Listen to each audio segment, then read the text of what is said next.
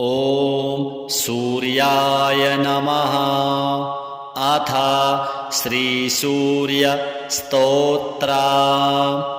ॐ सप्ताश्वं समारुह्य अरुणसारथिमुत्तमं श्वेतपद्मधरं देवं त्वां सूर्यं प्रणमाम्यहं। बन्धूकपुष्पसङ्काशं हारकुण्डलभूषणम् एकचक्रधरं देवं त्वां सूर्यं प्रणमाम्यहं। लोहितस्वर्णसङ्काशं सर्वलोकपितामहं सर्वव्याधिहरं देवं त्वां सूर्यं प्रणमाम्यहं। त्वं देव ईश्वरः शक्र ब्रह्म विष्णु महेश्वराट् परं धर्मं परं ज्ञानं त्वां सूर्यं प्रणमाम्यहं।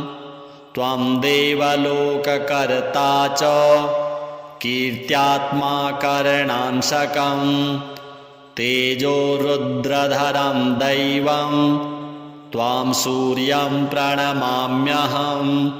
पृथिव्यत्तेजो वायुश्चात् आप्याकाशमेव च सर्वज्ञं श्रीजगन्नाथं त्वां सूर्यं प्रणमाम्यहं। अखण्डमण्डलाकारं व्याप्तं येन चराचरं गगनालिङ्गमाराध्यं त्वां सूर्यं प्रणमाम्यहं। निर्मलं निर्विकल्पं च निर्विकारं निरामयं जगत्कर्ता जगद्धर्ता त्वां सूर्यं प्रणमाम्यहं। सूर्यस्तोत्रं जपेन्नित्यं ग्रहपीडाविनाशनं धनं धान्यं मनोवाञ्छा श्रियः प्राप्नोति नित्यशः। शिवरात्रिसहस्रेषु कृत्वा जागरणं भवेत् यत्फलं लभते सर्वं तद्वै सूर्यस्य दर्शनात्। एकादशी सहस्राणि सङ्क्रान्त्ययुतमेव च सप्तकोटिषु दर्शेषु तत्फलं सूर्यदर्शनात्। अश्वमेधसहस्राणि वाजपेयशतानि च कोटिकन्याप्रदानानि तत्फलं सूर्यदर्शनात्। गयापिण्डः परं दाने पितॄणां च समुद्धरं दृष्ट्वा ह्यग्रेश्वरं देवं तत्फलं समवाप्नुयात्। अग्नेश्वरसमोपेतो सोमनाथस्तथैव च कैदारमुदकं पीत्वा पुनर्जन्म न विद्यते। सूर्यस्तोत्रं पठेन्नित्यम् एकचित्तः समाहितः दुःखदारिद्र्यनिर्मुक्तः सूर्यलोकं स गच्छति। श्रीसूर्यदेवार्पणमस्तु। सूर्यकवचम् याज्ञवल्क्य उवाच शृणुष्व मुनिशार्दूल सूर्यस्य कवचं शुभं शरीरारोग्यदं दिव्यं सर्वसौभाग्यदायकं दैदीप्यमानं मुकुटं स्फुरन्मकरकुण्डलं ध्यात्वा सहस्रकिरणं स्तोत्रमेतद् उदीरयेत्। शिरो मे भास्करः पातु ललाटे मे मितद्युतिः नेत्रे दिन्मणिः पातु श्रवणे वासरेश्वरः घ्राणं घर्मघृणिः पातु वदनं वेदवाहनः जिह्वां मे मानदः पातु कण्ठं मे सुरवन्दितः स्कन्धौ प्रभाकरं पातु वक्षः पातु जनप्रियः पातु पादौ द्वादशात्मा सर्वाङ्गं सकलेश्वरः सूर्यरक्षात्मकं स्तोत्रं लिखित्वा भूर्जपत्रके दधाति यः करे तस्य वशगाः सर्वसिद्धयः सुस्नातो यो जपेत् सम्यक् योधीते स्वस्थमानसः सरोगमुक्तो दीर्घायुः सुखं पुष्टिं च विन्दति सप्ताश्वं समारुह्य अरुणसारथिमुत्तमं श्वेतपद्मधरं देवं त्वां सूर्यं प्रणमाम्यहं बन्धूकपुष्पसङ्काशं हारकुण्डलभूषणम् एकचक्रधरं देवं त्वां सूर्यं प्रणमाम्यहं लोहितस्वर्णसङ्काशं सर्वलोकपितामहं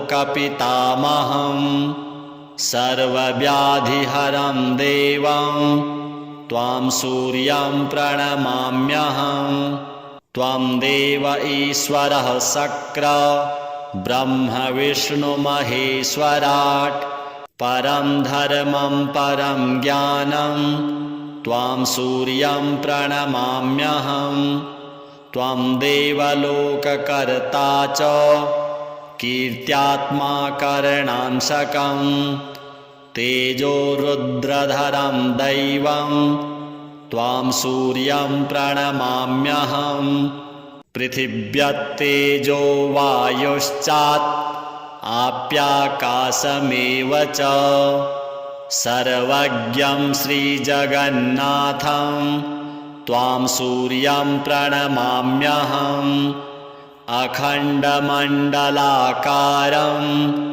व्याप्तं येन चराचरं गगनालिङ्गमाराध्यं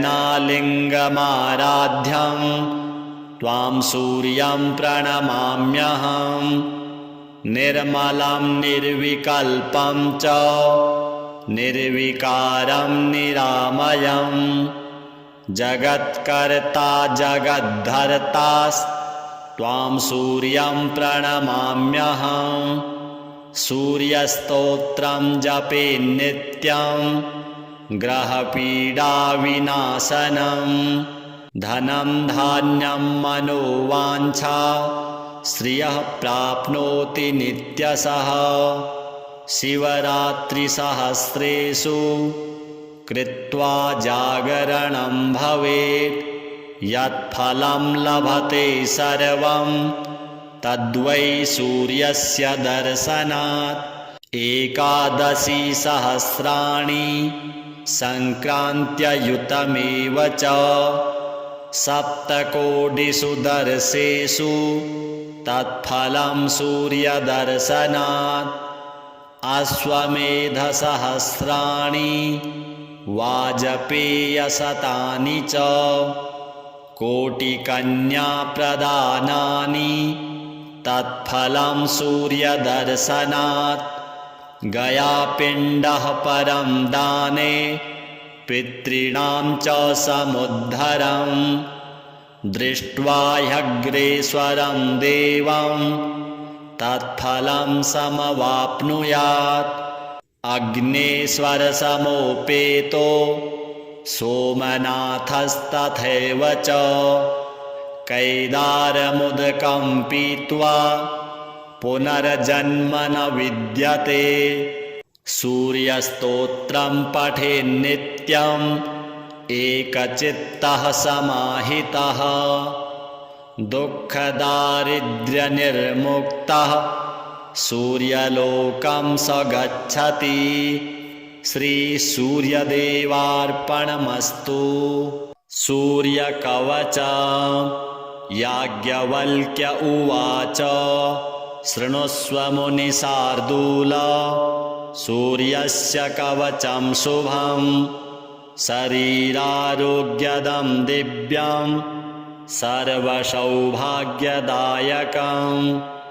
दैदीप्यमानं मुकुटं स्फुरन्मकरकुण्डलं ध्यात्वा सहस्रकिरणं स्तोत्रमेतद् उदीरयेत् शिरो मे भास्करः पातु ललाटे मे मितद्युतिः नेत्रे दिन्मणिः पातु श्रवणे वासरेश्वरः घ्राणं घर्मघृणिः पातु वदनं वेदवाहनः जिह्वां मे मानदः पातु कण्ठं मे सुरवन्दितः स्कन्धौ प्रभाकरं पातु वक्षः पातु जनप्रियः पातु पादौ द्वादशात्मा सर्वाङ्गं सकलेश्वरः सूर्यरक्षात्मकं स्तोत्रं लिखित्वा भूर्जपत्रके दधाति यः करे तस्य वशगाः सर्वसिद्धयः सुस्नातो यो जपेत् सम्यक् योधीते स्वस्थमानसः सरोगमुक्तो दीर्घायुः सुखं पुष्टिं च विन्दति सप्ताश्वं समारुह्य अरुणसारथिमुत्तमं श्वेतपद्मधरं देवं त्वां सूर्यं प्रणमाम्यहं बन्धूकपुष्पसङ्काशं हारकुण्डलभूषणम्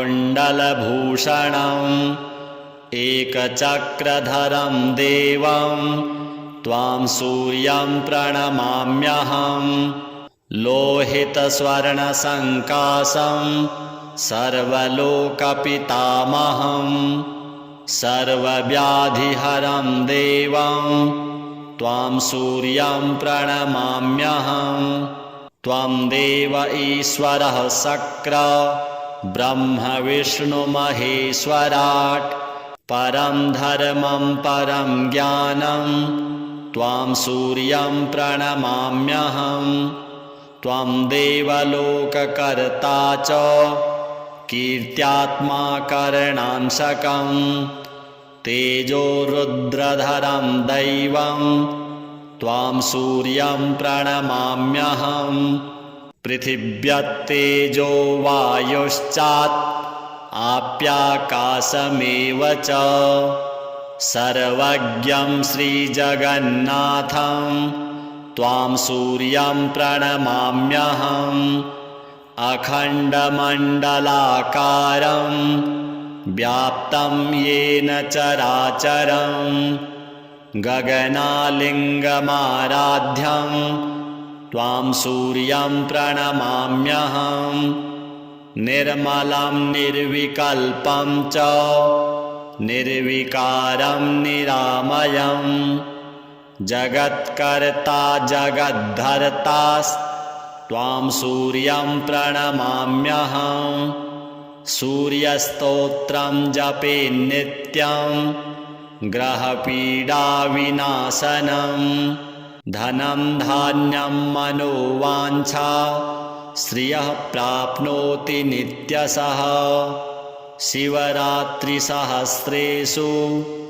कृत्वा जागरणं भवेत् यत्फलं लभते सर्वं तद्वै सूर्यस्य दर्शनात् एकादशी सहस्राणि संक्रान्त्ययुतमेव च सप्तकोटिषु दर्शेषु तत्फलं सूर्यदर्शनात् अश्वमेधसहस्राणि वाजपेयशतानि च कोटिकन्याप्रदानानि तत्फलं सूर्यदर्शनात् गयापिण्डः परं दाने पितॄणां च समुद्धरम् दृष्ट्वा ह्यग्रेश्वरं देवं तत्फलं समवाप्नुयात् अग्नेश्वरसमोपेतो सोमनाथस्तथैव च कैदारमुदकं पीत्वा पुनर्जन्म न विद्यते सूर्यस्तोत्रं पठेन्नित्यम् एकचित्तः समाहितः दुःखदारिद्र्यनिर्मुक्तः सूर्यलोकं स गच्छति। श्रीसूर्यदेवार्पणमस्तु। सूर्यकवच।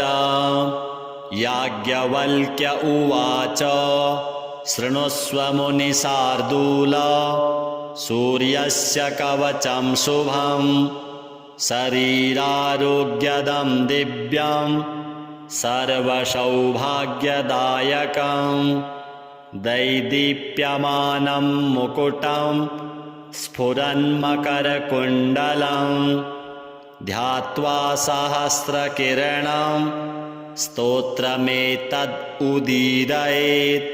शिरो मे भास्करः पातु ललाटे मे मितद्युतिः नेत्रे दिन्मणिः पातु श्रवणे वासरेश्वरः घ्राणं घर्मघृणिः पातु वदनं वेदवाहनः जिह्वां मे मानदः पातु कण्ठं मे सुरवन्दितः स्कन्धौ प्रभाकरं पातु वक्षः पातु जनप्रियः पातु पादौ द्वादशात्मा सर्वाङ्गं सकलेश्वरः सूर्यरक्षात्मकं स्तोत्रं लिखित्वा भूर्जपत्रके दधाति यः करे तस्य वशगाः सर्वसिद्धयः सुस्नातो यो जपेत् सम्यक् यो धीते स्वस्थमानसः सरोगमुक्तो दीर्घायुः सुखं पुष्टिं च विन्दति।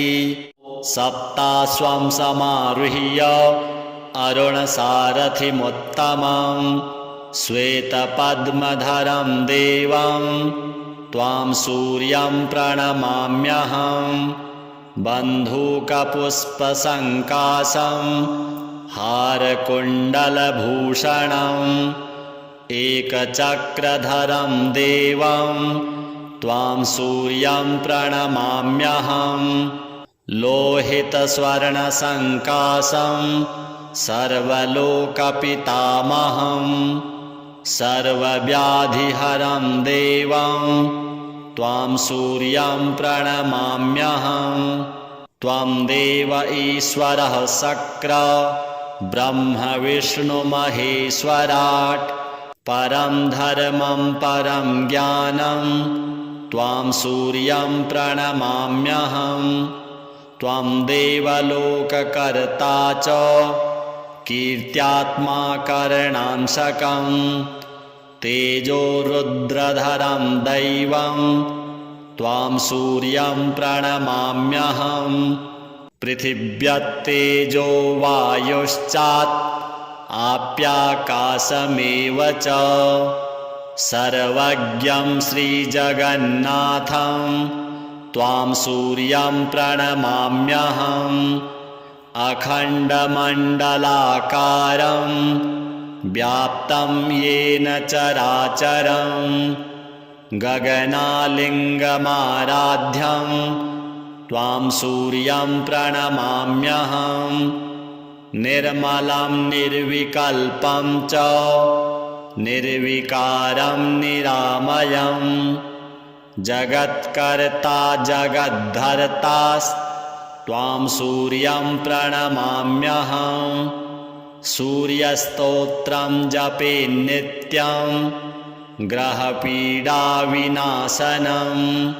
धनं धान्यं मनोवाञ्छा श्रियः प्राप्नोति नित्यशः शिवरात्रिसहस्रेषु कृत्वा जागरणं भवेत् यत्फलं लभते सर्वं तद्वै सूर्यस्य दर्शनात् एकादशी सहस्राणि संक्रान्त्ययुतमेव च सप्तकोटिषु दर्शेषु तत्फलं सूर्यदर्शनात् अश्वमेधसहस्राणि वाजपेयशतानि च कोटिकन्याप्रदानानि तत्फलं सूर्यदर्शनात् गयापिण्डः परं दाने पितॄणां च समुद्धरम् दृष्ट्वा ह्यग्रेश्वरं देवं तत्फलं समवाप्नुयात् अग्नेश्वरसमोपेतो सोमनाथस्तथैव च कैदारमुदकं पीत्वा पुनर्जन्म न विद्यते सूर्यस्तोत्रं पठेन्नित्यम् एकचित्तः समाहितः दुःखदारिद्र्यनिर्मुक्तः सूर्यलोकं स गच्छति श्रीसूर्यदेवार्पणमस्तु। सूर्यकवच याज्ञवल्क्य उवाच शृणुष्व मुनिशार्दूल सूर्यस्य कवचं शुभं शरीरारोग्यदं दिव्यं सर्वसौभाग्यदायकं दैदीप्यमानं मुकुटं स्फुरन्मकरकुण्डलं ध्यात्वा सहस्रकिरणं स्तोत्रमेतद् उदीरयेत् शिरो मे भास्करः पातु ललाटे मे मितद्युतिः नेत्रे दिन्मणिः पातु श्रवणे वासरेश्वरः घ्राणं घर्मघृणिः पातु वदनं वेदवाहनः जिह्वां मे मानदः पातु कण्ठं मे सुरवन्दितः स्कन्धौ प्रभाकरं पातु वक्षः पातु जनप्रियः पातु पादौ द्वादशात्मा सर्वाङ्गं सकलेश्वरः सूर्यरक्षात्मकं स्तोत्रं लिखित्वा भूर्जपत्रके दधाति यः करे तस्य वशगाः सर्वसिद्धयः सुस्नातो यो जपेत् सम्यक् योधीते स्वस्थमानसः सरोगमुक्तो दीर्घायुः सुखं पुष्टिं च विन्दति सप्ताश्वं समारुह्य अरुणसारथिमुत्तमं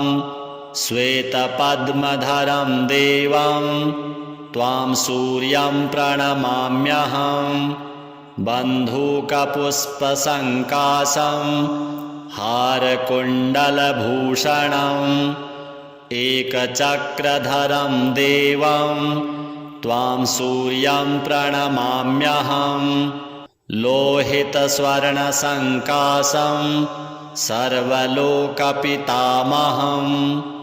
सर्वव्याधिहरं देवं त्वां सूर्यं प्रणमाम्यहं त्वं देव ईश्वरः शक्र ब्रह्म विष्णु महेश्वराट् परं धर्मं परं ज्ञानं त्वां सूर्यं प्रणमाम्यहं त्वं देवलोककर्ता च कीर्त्यात्मा करणांशकं तेजो रुद्रधरं दैवं त्वां सूर्यं प्रणमाम्यहं पृथिव्यत्तेजो वायुश्चात् आप्याकाशमेव च सर्वज्ञं श्रीजगन्नाथं त्वां सूर्यं प्रणमाम्यहम् अखण्डमण्डलाकारं व्याप्तं येन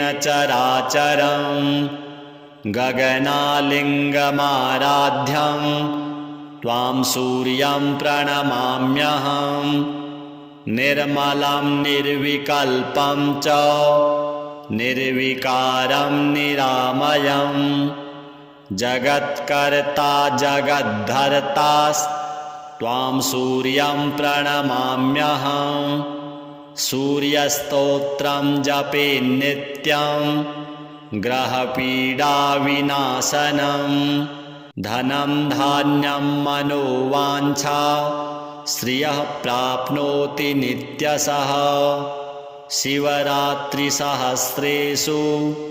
कृत्वा जागरणं भवेत् यत्फलं लभते सर्वं तद्वै सूर्यस्य दर्शनात् एकादशी सहस्राणि सङ्क्रान्त्ययुतमेव च सप्तकोटिषु दर्शेषु तत्फलं सूर्यदर्शनात् अश्वमेधसहस्राणि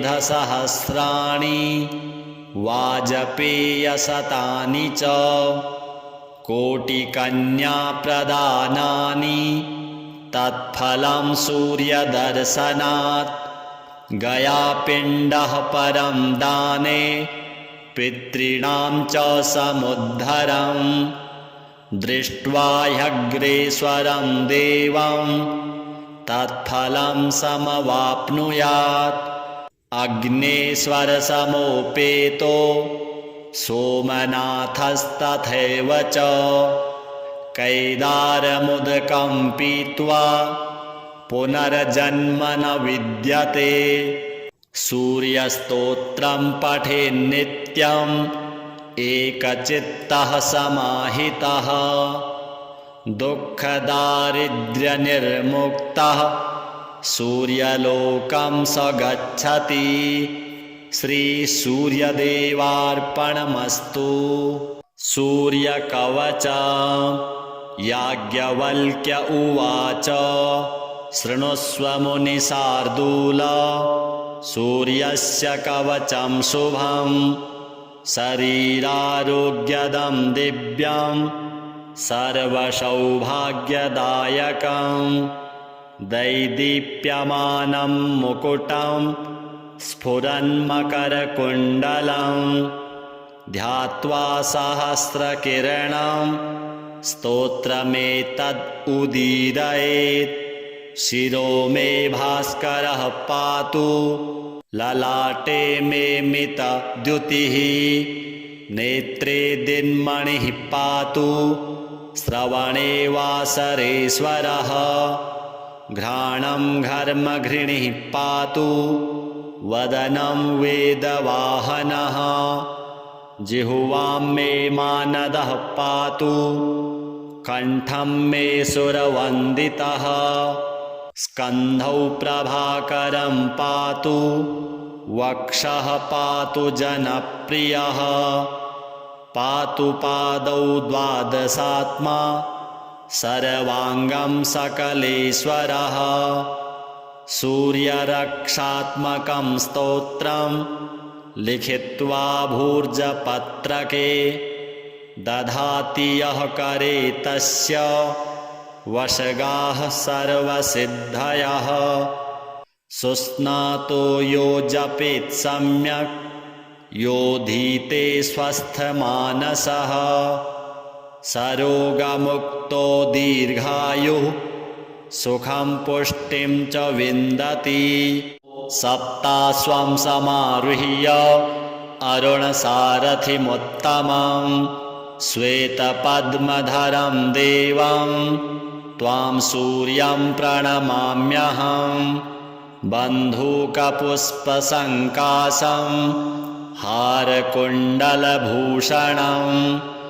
एकचक्रधरं देवं त्वां सूर्यं प्रणमाम्यहम् लोहितस्वर्णसङ्काशं सर्वलोकपितामहं सर्वव्याधिहरं देवं त्वां सूर्यं प्रणमाम्यहं। त्वं देव ईश्वरः शक्र ब्रह्म विष्णुमहेश्वराट् परं धर्मं परं ज्ञानं त्वां सूर्यं प्रणमाम्यहं। त्वं देवलोककर्ता च कीर्त्यात्मा करणांशकं तेजो रुद्रधरं दैवं त्वां सूर्यं प्रणमाम्यहं। पृथिव्यत्तेजो वायुश्चात् आप्याकाशमेव च सर्वज्ञं श्रीजगन्नाथं त्वां सूर्यं प्रणमाम्यहम्। अखण्डमण्डलाकारं व्याप्तं येन चराचरं गगनालिङ्गमाराध्यं त्वां सूर्यं प्रणमाम्यहम्। निर्मलं निर्विकल्पं च निर्विकारं निरामयं जगत्कर्ता जगद्धर्तास्त्वां सूर्यं प्रणमाम्यहम्। सूर्यस्तोत्रं जपेन्नित्यं ग्रहपीडाविनाशनं धनं धान्यं मनोवाञ्छा श्रियः प्राप्नोति नित्यशः। शिवरात्रिसहस्रेषु कृत्वा जागरणं भवेत् यत्फलं लभते सर्वं तद्वै सूर्यस्य दर्शनात्। 11 सहस्राणि सङ्क्रान्त्ययुतमेव च सप्तकोटिषु दर्शेषु तत्फलं सूर्यदर्शनात्। अश्वमेधसहस्राणि वाजपेयशतानि च कोटिकन्याप्रदानानि तत्फलं सूर्यदर्शनात्। गयापिण्डः परं दाने पितॄणां च समुद्धरं दृष्ट्वा ह्यग्रेश्वरं देवं तत्फलं समवाप्नुयात्। अग्नेश्वरसमोपेतो सोमनाथस्तथैव च कैदारमुदकं पीत्वा पुनर्जन्म न विद्यते।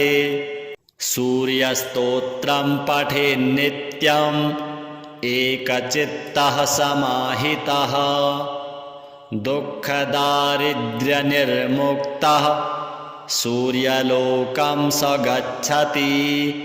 श्रीसूर्यदेवार्पणमस्तु। सूर्यकवच। याज्ञवल्क्य उवाच शृणुष्व मुनिशार्दूल सूर्यस्य कवचं शुभं शरीरारोग्यदं दिव्यं सर्वसौभाग्यदायकं दैदीप्यमानं मुकुटं स्फुरन्मकरकुण्डलं ध्यात्वा सहस्रकिरणं स्तोत्रमेतद् उदीरयेत्। शिरो मे भास्करः पातु ललाटे मे मितद्युतिः नेत्रे दिन्मणिः पातु श्रवणे वासरेश्वरः घ्राणं घर्मघृणिः पातु वदनं वेदवाहनः जिह्वां मे मानदः पातु कण्ठं मे सुरवन्दितः स्कन्धौ प्रभाकरं पातु वक्षः पातु जनप्रियः पातु पादौ द्वादशात्मा सर्वाङ्गं सकलेश्वरः सूर्यरक्षात्मकं स्तोत्रं लिखित्वा भूर्जपत्रके दधाति यः करे तस्य वशगाः सर्वसिद्धयः सुस्नातो यो जपेत् सम्यक् योधीते स्वस्थमानसः सरोगमुक्तो दीर्घायुः सुखं पुष्टिं च विन्दति सप्ताश्वं समारुह्य अरुणसारथिमुत्तमं श्वेतपद्मधरं देवं त्वां सूर्यं प्रणमाम्यहं बन्धूकपुष्पसङ्काशं हारकुण्डलभूषणम् एकचक्रधरं देवं त्वां सूर्यं प्रणमाम्यहं लोहितस्वर्णसङ्काशं सर्वलोकपितामहं सर्वव्याधिहरं देवं त्वां सूर्यं प्रणमाम्यहं त्वं देव ईश्वरः शक्र ब्रह्म विष्णुमहेश्वराट् परं धर्मं परं ज्ञानं त्वां सूर्यं प्रणमाम्यहं त्वं देवलोककर्ता च कीर्त्यात्मा करणांशकं तेजो रुद्रधरं दैवं त्वां सूर्यं प्रणमाम्यहं पृथिव्यत्तेजो वायुश्चात् आप्याकाशमेव च सर्वज्ञं श्रीजगन्नाथं त्वां सूर्यं प्रणमाम्यहम् अखण्डमण्डलाकारं व्याप्तं येन चराचरं गगनालिङ्गमाराध्यं त्वां सूर्यं प्रणमाम्यहम् निर्मलं निर्विकल्पं च निर्विकारं निरामयं जगत्कर्ता जगद्धर्तास्त्वां सूर्यं प्रणमाम्यहं सूर्यस्तोत्रं जपेन्नित्यं ग्रहपीडाविनाशनं धनं धान्यं मनोवाञ्छा श्रियः प्राप्नोति नित्यशः शिवरात्रिसहस्रेषु कृत्वा जागरणं भवेत् यत्फलं लभते सर्वं तद्वै सूर्यस्य दर्शनात् एकादशी सहस्राणि सङ्क्रान्त्ययुतमेव च सप्तकोटिषु दर्शेषु तत्फलं सूर्यदर्शनात् अश्वमेधसहस्राणि वाजपेयशतानि च कोटिकन्याप्रदानानि तत्फलं सूर्यदर्शनात् गयापिण्डः परं दाने पितॄणां च समुद्धरम् दृष्ट्वा ह्यग्रेश्वरं देवं तत्फलं समवाप्नुयात् अग्नेश्वरसमोपेतो सोमनाथस्तथैव च कैदारमुदकं पीत्वा पुनर्जन्म न विद्यते सूर्यस्तोत्रं पठेन्नित्यम् एकचित्तः समाहितः दुःखदारिद्र्यनिर्मुक्तः सूर्यलोकं स गच्छति श्रीसूर्यदेवार्पणमस्तु। सूर्यकवच याज्ञवल्क्य उवाच शृणुष्व मुनिशार्दूल सूर्यस्य कवचं शुभं शरीरारोग्यदं दिव्यं सर्वसौभाग्यदायकं दैदीप्यमानं मुकुटं स्फुरन्मकरकुण्डलं ध्यात्वा सहस्रकिरणं स्तोत्रमेतद् उदीरयेत् शिरो मे भास्करः पातु ललाटे मे मितद्युतिः नेत्रे दिन्मणिः पातु श्रवणे वासरेश्वरः घ्राणं घर्मघृणिः पातु वदनं वेदवाहनः जिह्वां मे मानदः पातु कण्ठं मे सुरवन्दितः स्कन्धौ प्रभाकरं पातु वक्षः पातु जनप्रियः पातु पादौ द्वादशात्मा सर्वाङ्गं सकलेश्वरः सूर्यरक्षात्मकं स्तोत्रं लिखित्वा भूर्जपत्रके दधाति यः करे तस्य वशगाः सर्वसिद्धयः सुस्नातो यो जपेत् सम्यक् योधीते स्वस्थमानसः सरोगमुक्तो दीर्घायुः सुखं पुष्टिं च विन्दति।